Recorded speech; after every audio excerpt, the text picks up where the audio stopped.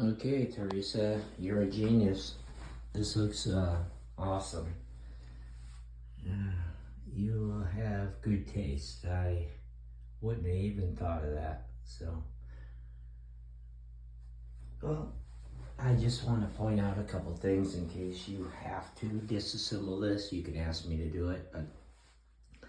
So, what I found, because I've had to take it apart a couple times to get things installed, like drilling above this. I couldn't do it with the bar in the way. So here's my method. Keep in mind all these joints, like this one and that one here, those will all come apart if you try to pull it apart. So just, right now it's rock solid, but once you start to want to disassemble it, it will, so just be careful of these. So I'll start over. Let's say I had to open this up, take it apart for whatever reason.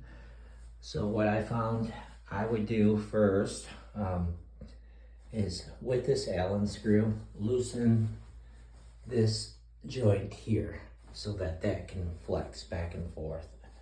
Then loosen, you'll have to get a ladder or straddle across here. So get up there and undo the two screws on this side.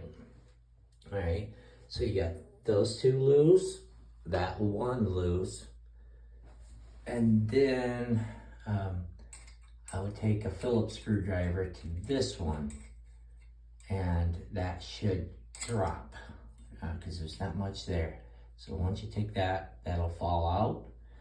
So you could probably do that first. It doesn't matter what order you do it. I'd probably do that first, then take the Allen wrench to this, loosen that joint, come back here and do those two.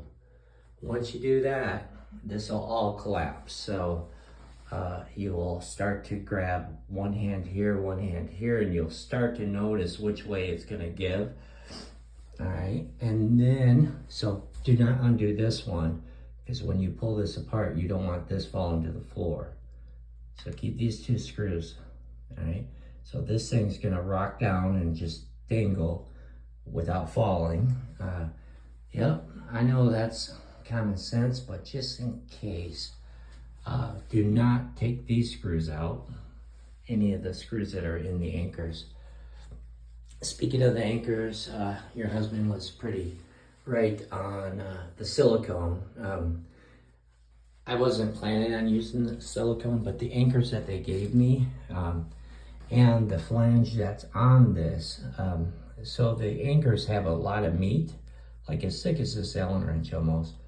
And when it butts up to a flush surface, it sticks off the wall.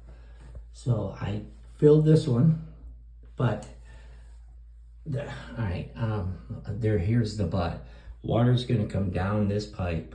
It's gonna get into any crack that's here. It's gonna come in and it's gonna get behind this. I left a breather, like a little hole here and a hole right there so water can drain out of this and come down. Same with this guy. So if you look close enough to the silicone, I left it kinda, so water, once it gets in, it can drip out. Otherwise, it could pile up behind the anchors and start to mold. So that's just, I guess, a common sense approach for me to do it like that. All right, so other than that, everything's rock solid, except for it is anchored in tiles. I did not crack a single one. So it took about 6 hours. It's a lot of praying and a lot of spraying. So with the spray bottle and all these, yeah, anyway, I'll shut up. All right, but you did a great job. So good luck on getting your shower curtain ordered.